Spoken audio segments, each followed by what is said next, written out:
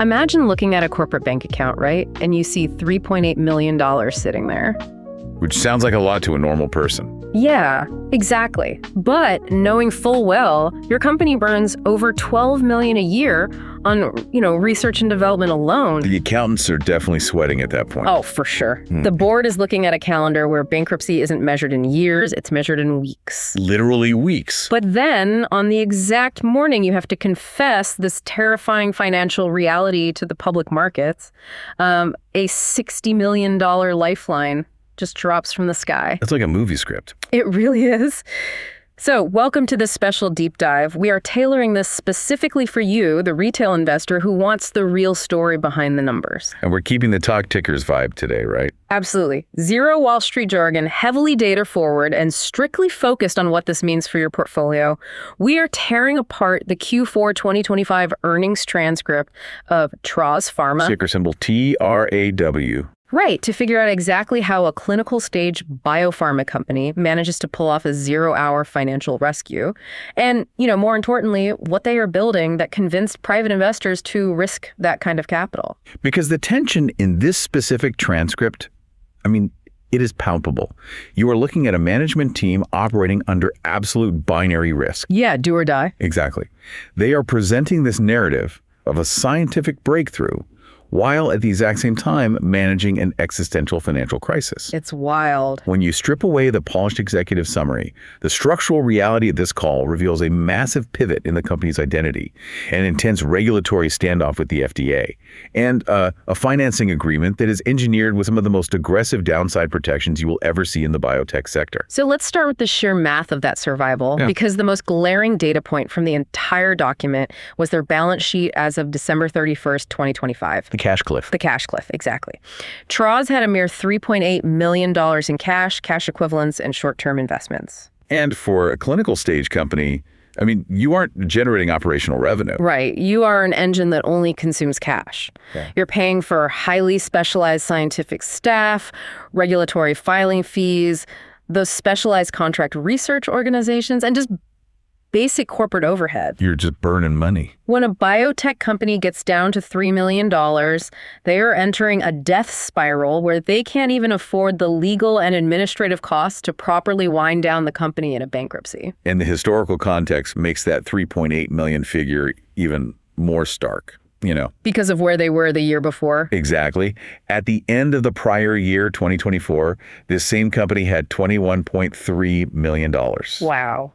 Yeah, they consumed a tremendous amount of capital over those 12 months just to keep their clinical programs alive. When you divide their reported annual R&D spend of $12.1 million by that remaining $3.8 million, it's nothing. You are looking at literal weeks of operational runway. I look at a situation like this less like driving a sports car down the highway while the fuel gauge is dipping below the E-line, and more like a spacecraft attempting atmospheric re-entry. I like that analogy. The angle has to be perfect. Your survival depends entirely on having just enough fuel for one or two highly specific thruster bursts to correct your trajectory. And if you miss, you burn up. You burn up. And that brings us to the morning of April 15th, 2026. The CEO, Dr. Ian Dukes, gets on the earnings call, and instead of announcing the end of the line, he announces the completion of a private financing deal. Right, providing up to $60 million in gross proceeds. And that phrasing right there, the up to $60 million, that is the entire key to understanding this transaction. Because it's not a single check. No, not at all. Retail investors often see a headline that says company secures $60 million and assume a giant check cleared that morning. The reality of Wall Street rescue financing is vastly different. It's all conditional. Exactly. This is a classic tranche financing structure. It's heavily reliant on complex warrants designed entirely to protect the institutional investors who are stepping in to take this massive risk. So let's break down the mechanics of those warrants for the listener, because this is really the roadmap for the entire stock. It is the whole ballgame. Stripped of the Wall Street jargon, a warrant is simply a contract. It gives the investor the right, but absolutely not the obligation, to buy shares of the company's stock at a specific price within a defined time frame. Usually a warrant is just a sweetener tossed in to make a deal attractive. Right. But in this rescue deal for Traws Pharma, the warrants are the actual core of the financing itself. The CFO, Charles Parker, laid out the cash flow in distinct stages. First, they receive $10 million upfront. That's your immediate thruster burst. Exactly. It keeps the lights on and the staff paid. But the remaining $50 million is locked behind a series of heavily guarded doors. And the first of those doors is the Series A warrant. This is a purely milestone-based mechanism. So what triggers it? Well, the CFO explained that it only becomes exercisable, meaning the investors will only inject that specific tranche of cash upon receipt of approval from the MHRA to conduct their challenge trial. And the MHRA is the Medicines and Healthcare Products Regulatory Agency, right? The UK's equivalent of the FDA. Spot on. The private investors are drawing a hard line in the sand here. They are providing the initial $10 million to allow the company to survive the paperwork phase. But they refuse to provide another penny until a major international regulator officially validates the science. Exactly, by actually allowing human trials to proceed. Looking at the terms of that Series A warrant, it's clear these financiers are highly aware of the regulatory landscape. They tied the very first milestone to the UK. Which tells you they are effectively bypassing the United States for near-term validation. Wow, yeah, and that caution extends directly into the Series B warrant. Parker outlined that Series B, which carries an aggregate exercise price of $10 million, operates with a double lock. It's even harder to open. Right. It only becomes exercisable following both shareholder approval of the financing structure and the actual announcement of data from that UK trial. You can really see the risk mitigation strategy playing out in real time.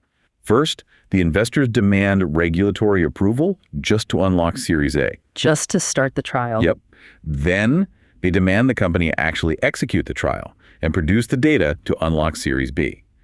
They are forcing the management team to prove the fundamental viability of the science at every single incremental step before opening the vault further. The institutional capital is absolutely not free-flowing here. It has to be earned through hard, peer-reviewed data. And then we reach the final piece of the puzzle, the Series C warrant. The big one. Parker described this as a common warrant with a 3-year term, providing potential additional gross proceeds of $30 million.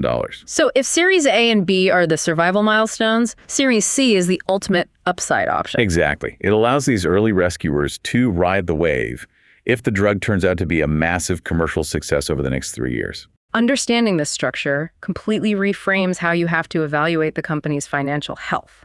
They did not secure $60 million in operational capital. No, they secured $10 million in capital and a highly conditional map to find the remaining $50 million. Right. The CFO explicitly stated that this current cash balance, combined with the upfront proceeds, provides sufficient runway to support planned expenses into the first quarter of 2027. But that's assuming the milestone warrants are fully exercised. Right. Still, the immediate existential dread of bankruptcy is off the table, providing the structural integrity needed to actually let the science play out. Which means we need to look closer at the actual accounting figures they reported. Because if you just glance at the income statement, you are going to get completely disoriented. Oh, yeah. For the year ended December 31st, 2025, Traws reported a revenue figure of $3.8 million. Which makes no sense initially. Right. For a clinical stage biopharma company that doesn't have a single approved product on the market to sell, finding almost $4 million in revenue requires digging into the footnotes. Like, where did that come from? The CFO clarified that this revenue was entirely an accounting quirk. It was attributable to recognizing deferred revenue related to the mutual termination of a licensing agreement. An old agreement. Right, associated with a legacy oncology program back in April of 2025. So just to translate the accounting jargon here, when a company receives a lump sum payment for a multi-year licensing deal, they cannot recognize all that cash as revenue on day one. Exactly. They have to defer it. And recognize it slowly over the life of the contract. So when Traws and their partner mutually agreed to terminate that old oncology agreement, the accounting rules mandated that Traws immediately recognize the remaining balance of that deferred revenue in the current quarter. It's essentially phantom revenue. Yeah.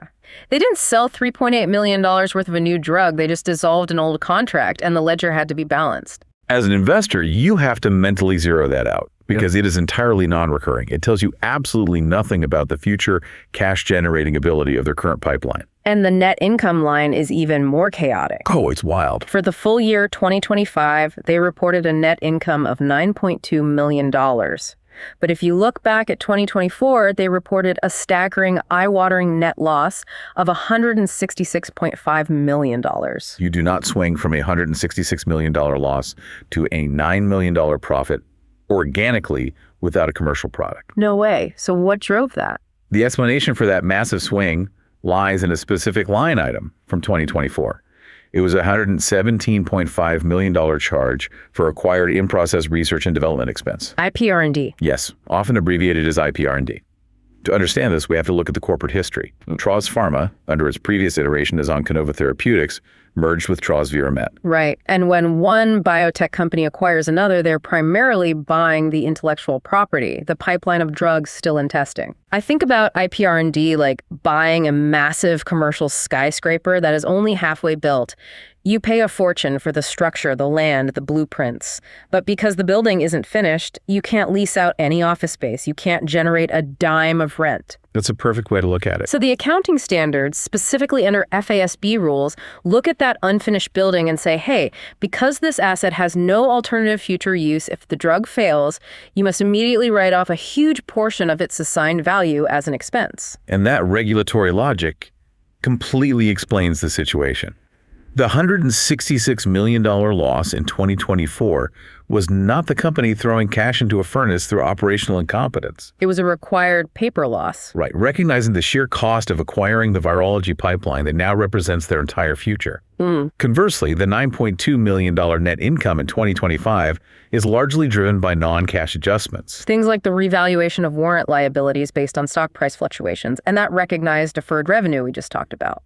The ultimate takeaway for anyone analyzing this transcript is that you must ignore the net income line for Traws Pharma entirely. It is pure accounting noise dictated by merger history and warrant math. So what are the actual actionable numbers? The only figures that dictate reality right now are the cash in the bank, the quarterly burn rate, and the specific milestones attached to that $60 million lifeline. Okay, so if this company had to undergo such a desperate, complex financial rescue, it naturally begs the question, what is the actual asset the private investors are willing to risk their capital on? The asset driving this entire rescue is their lead candidate. It's called Tavoxel, formerly known as Tavoxel and Roboxel. Try saying that 3 times fast. Right. The CEO, Dr. Ian Dukes, dedicated the vast majority of his prepared remarks to outlining a massive corporate pivot. Historically, as Onconova, this was an oncology company focused on cancer therapies. But today, their entire thesis is virology. Completely. They are positioning Tavoxel not simply as an incremental improvement over existing flu medications, but as a next-generation prophylactic weapon against both seasonal influenza and the rising threat of H5N1 bird flu. To really grasp why the institutional money stepped in, we have to look at the underlying mechanism of action. Like, how does Tavoxel actually work? Dr. Dukes described the drug as targeting the highly conserved viral enzyme cap-dependent endonuclease. Okay, let's translate the virology into a mechanical process for the listener. You can visualize a virus entering a human body like an industrial spy sneaking into a corporate headquarters. I like this, because the viral life cycle is entirely dependent on hijacking the host's cellular machinery. The virus cannot replicate on its own. Exactly. The spy sneaks in with a blueprint, and its only objective is to print millions of copies of that blueprint. But the spy didn't bring a photocopier. It has to use the host cell's equipment. Now, older generation antivirals like Tamiflu, which is a neuraminidase inhibitor, operate on the back end of the process. They essentially lock the exit doors at the building. The spy prints the copies, but the new viruses get stuck trying to butt off and leave the host cell to infect the next one. But Tavoxel, as an endonuclease inhibitor, takes a much more insidious approach. It ignores the doors and goes straight to the photocopier itself. It interrupts the transcription process at a fundamental stage. It totally sabotages the machinery. Specifically, the virus needs to steal a tiny piece of the host's genetic RNA, the cap, to act as a primer. It's essentially feeding the paper into the copier so transcription can begin. Exactly. Yeah. And Tavoxel blocks the endonuclease enzyme from snatching that cap. Without that specific piece of the paper feed, the virus's blueprint just jams the machine. The transcription process fails entirely, and the virus cannot replicate. By inhibiting viral replication at that early stage, you achieve a much more profound suppression of the virus. And this mechanism is why Dr. Dukes emphasized their preclinical data showing robust antiviral activity across a wide range of strains. Including all influenza A and B variants, right? Yes. He specifically highlighted non-human primate studies involving a lethal challenge of bird flu. In those studies, a single dose of Tavoxel provided significant reductions in lung virus burden and protected the animals from a lethal outcome. And that preclinical data is the foundation of their commercial narrative. They aren't trying to sell a pill you take after you already have a fever and body aches. No, they are chasing the holy grail of virology. A prophylactic shield. The goal is a true once-a-month preventative pill. You take one dose in November, and you have continuous circulating protection against the flu until the holidays. If they could achieve a 28-day coverage window, the commercial implications are just staggering. However, that pristine scientific narrative collided with a severe regulatory reality. Roadblock. Yeah.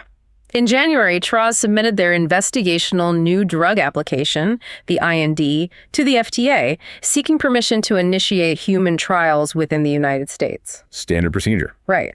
The FDA reviewed their preclinical data package, including all the animal models and toxicology reports, and immediately placed the IND on clinical hold. And Dr. Dukes confirmed during the earnings call that the specific reasons for the hold centered on concerns regarding toxicology and mutagenesis. And this is where any retail investor reading the transcript has to pause and evaluate the risk. Mutagenesis means the capacity to induce mutations in genetic material. Yeah, that is a scary word in biotech. When the FDA, widely considered the global gold standard for pharmaceutical safety, halts a program because they suspect a chemical compound might mutate human DNA, that is not a bureaucratic delay. That is a fundamental question of patient safety. Absolutely. So wait, why shouldn't an investor view a mutagenicity hold as a terminal red flag and simply walk away from the stock? It's a fair question. A clinical hold for mutagenic potential is one of the most serious hurdles a biopharma company can face. But to analyze the situation accurately, you must examine the specific defense mounted by the management team. Which they laid out in the Q&A. Right. An analyst from Cantor Fitzgerald pressed Dr. Dukes on this exact point, asking how confident the company was that they could resolve the FDA's concerns. And Dukes outlined a highly specific, multi-layered scientific and regulatory defense. The first pillar of Dukes' defense relies on structural biology. He argued that Tavoxel is structurally very similar to a drug called Xofluza. Xofluza is another endonuclease inhibitor manufactured by Roche that is already FDA approved and actively prescribed on the market right now. And Dukes pointed out that Xofluza possesses a completely clean mutagenicity label. The cornerstone of his argument revolves around a specific biological assay known as the Ames test. Let's explain the Ames test. Okay, so the Ames test is a rapid, widely used method to assess the mutagenic potential of chemical compounds.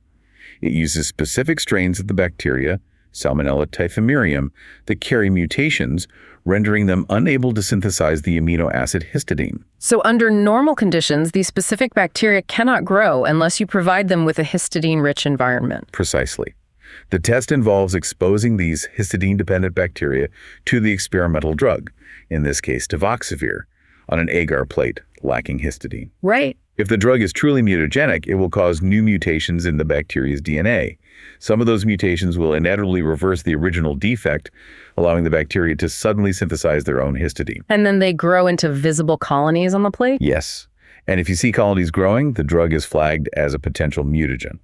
Now, Dukes highlighted that Xofluza, despite being a close structural cousin to Tavoxel, was negative in the Ames test and has shown no mutagenic risk in humans over years of commercial use. So his fundamental assertion is that there is no underlying structural reason why Tavoxel should behave radically differently. He actually stated, "We think this is very strong evidence that the data that was generated in our initial package could have some flaws associated with it." This introduces a crucial concept in preclinical development, which is the false positive.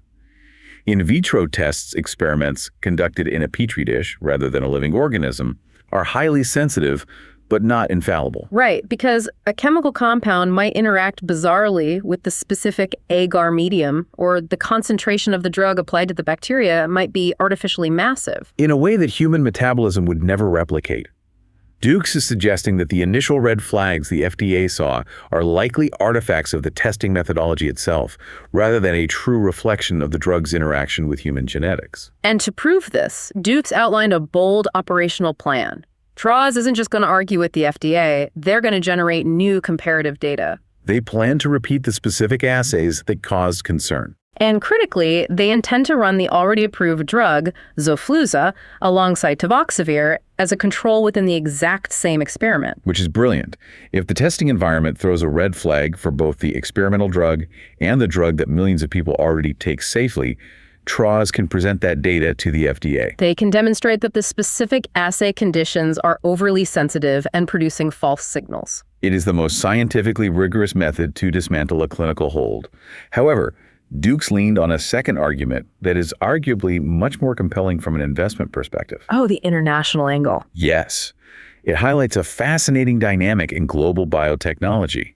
Traws submitted the exact same preclinical toxicology package, the same Ames test results, the same animal data to regulatory agencies outside the United States. This detail completely shifts the narrative. Dukes explicitly noted that the regulatory authorities in Australia looked at the identical data package that caused the FDA to issue a clinical hold, and the Australians reached a completely different conclusion. They authorized Traws to proceed with human trials in healthy volunteers. Not only did they approve the initial phase 1 study, but Dukes noted they recently approved a second bridging study utilizing a newly formulated tablet. The divergence between the FDA and the Australian Therapeutic Goods Administration, or TGA, forces an investor to grapple with differing philosophies of risk tolerance. Because the FDA operates under a framework heavily influenced by historical trauma, right? Stretching back to the thalidomide tragedy in the 60s. Exactly. Their default posture is extreme caution, particularly regarding anything hinting at genetic mutation.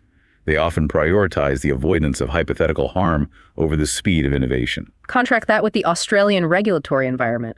The TGA is globally recognized for a more pragmatic approach to early-stage phase 1 safety models. Combined with aggressive R&D tax incentives provided by the Australian government, the country has actively positioned itself as a haven for rapid clinical development. They maintain rigorous safety standards, but their framework often allows for closely monitored human trials to proceed based on a more holistic weighting of the preclinical data, rather than halting everything over an ambiguous in vitro signal. The result is this regulatory paradox. In the United States, Tavoxel is deemed too statistically risky to administer to a single human being. But in Australia, it is actively circulating in the bloodstream of healthy volunteers. This divergence completely dictates management's near-term strategy. Because the US IND is frozen, the company's entire ability to generate shareholder value, and more importantly, to unlock the remaining tranches of that $60 million financing, relies exclusively on their international operations. So if you are tracking the catalyst calendar for this stock, Dukes made it very clear that you can effectively mute any expectations regarding the FDA for the next several quarters. He stated their goal is to resolve the clinical hold and advance the program in the US in late 2026. So the actual immediate value creation is happening right now in Australia and the United Kingdom. Let's look closely at the specific milestones they outlined, starting with the work being done down under. In Australia, they are executing a phase 1 bridging study. The fundamental goal of this trial is pharmacokinetic optimization. Because the very early human data generated in Australia utilized a first-generation formulation of the drug, which was essentially a powder contained within a capsule. Right. And while that early formulation proved the drug was safe and biologically active, a powder capsule is rarely the optimal format for mass commercialization. Especially when you're targeting a once-a-month prophylactic profile, you want a highly stable, easily manufactured pill. To achieve that, Traws developed a next-generation compressed tablet. The bridging study is designed to prove that the new physical format of the drug behaves the same way, or better, inside the human body compared to the old powder format. And Dukes shared a vital piece of preclinical data regarding this transition. He noted that in animal models, the new compressed tablet demonstrated a 30% increase in drug exposure compared to the capsule. And drug exposure, in pharmacokinetic terms, refers to the bioavailability and the area under the curve. Essentially, how much of the active pharmaceutical ingredient successfully enters systemic circulation. And how long it remains at therapeutic levels before being metabolized and cleared by the body. If that 30% increase in exposure translates from animal models to human biology, it drastically enhances the probability that Traws can achieve their ultimate target product profile. which is that 28-day duration of protection from a single oral dose. The timeline here is critical. Duke's indicated they expect to generate the top-line data from this Australian bridging study and use it to immediately bolster their regulatory submissions in the UK. Because while Australia is optimizing the tablet, the United Kingdom is where the main event is going to take place. Yeah, right. The UK trial is the crucible that determines the fate of the Series A warrants and the flow of the institutional capital. The program they are attempting to launch in the UK is a Phase 2A human challenge study for seasonal flu prophylaxis. They intend to conduct this trial at a highly specialized facility operated by a company called HVIVO, targeting a launch in the summer months. We really have to unpack what a human challenge study actually entails because the methodology is intense. It's fascinating. In a traditional Phase 2 or Phase 3 field efficacy study for a flu prophylactic, a company has to wait for winter flu season. They recruit thousands of participants, give half the drug and half a placebo, and then simply wait to see who organically encounters the virus out in the real world. It is incredibly expensive, takes years to compile, and is fraught with confounding variables. But a challenge study removes the randomness entirely. It is the ultimate controlled experiment in virology. You recruit a cohort of healthy volunteers and isolate them in a quarantine facility. You administer the preventative drug Tavoxel and monitor their baselines.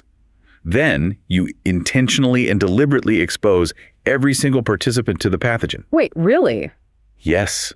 Medical staff literally inoculate the volunteers by spraying a live, calibrated dose of an influenza virus directly into their nasal passages. Oh, wow. So you guarantee that 100% of your trial population is exposed to the exact same strain of the virus at the exact same viral load at the exact same time. Exactly. If the participants who receive the placebo develop acute influenza and the participants who receive Tavoxel remain healthy and show no viral shedding, the data is irrefutable. You have definitive, isolated proof that your chemical compound acts as a viable biological shield. Duke's rightly referred to this upcoming trial as a potential landmark proof of concept. However, the initiation of this challenge study is entirely contingent on the MHRA. During the Q&A, the Cantor Fitzgerald analyst directly addressed the elephant in the room. He asked management to assess the probability that the UK regulators might delay the trial, specifically because of the FDA's lingering concerns over the toxicology data. And Duke's response was surprisingly transparent.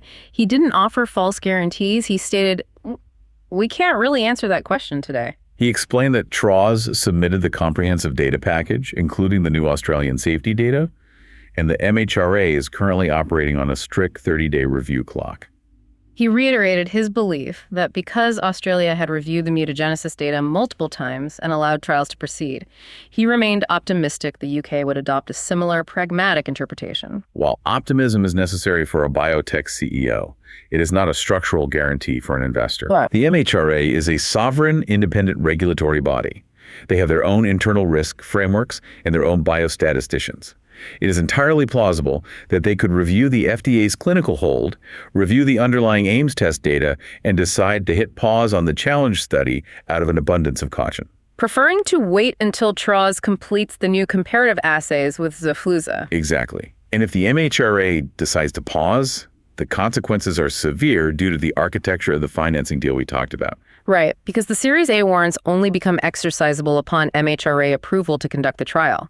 If the UK issues a hold, the $10 million Series A tranche remains locked. And the $10 million Series B tranche, which requires data from the trial, remains locked. The company would be forced to burn through their initial upfront capital while attempting to satisfy multiple international regulators simultaneously. But assuming for the sake of analysis that the MHRA does grant approval and the challenge study proceeds, the earnings call provided fascinating insight into the company's commercial strategy. This was a great nugget from the Q&A. Yeah. The Cantor Fitzgerald analyst probed management on their absolute dedication to the once-a-month dosage profile. He essentially asked if the challenge study data proves the drug is highly effective at preventing the flu, but the pharmacokinetic tail only provides protection for 7 to 14 days instead of 28, does that ruin the commercial viability of the asset? It's a great question about the target product profile, because management teams in this sector frequently suffer from tunnel vision.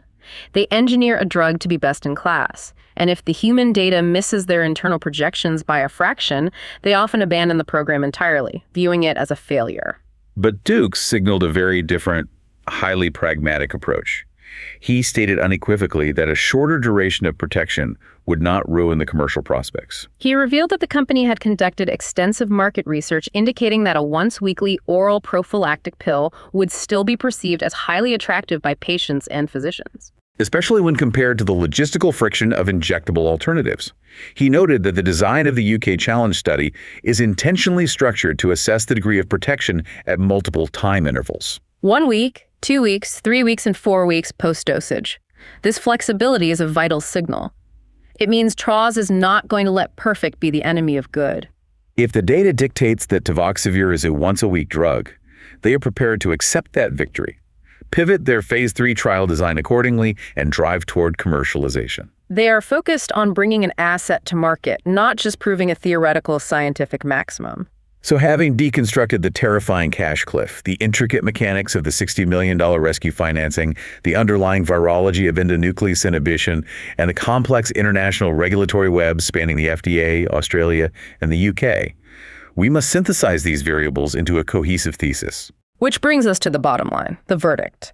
When you look at the totality of this transcript, the $3.8 million in the bank against a $12 million burn rate, the FDA citing mutagenesis risks, juxtaposed against a newly injected $10 million of institutional capital, active Australian dosing, and the sheer scale of the total addressable market for a prophylactic flu pill, is this setup fundamentally bullish or bearish for the retail investor?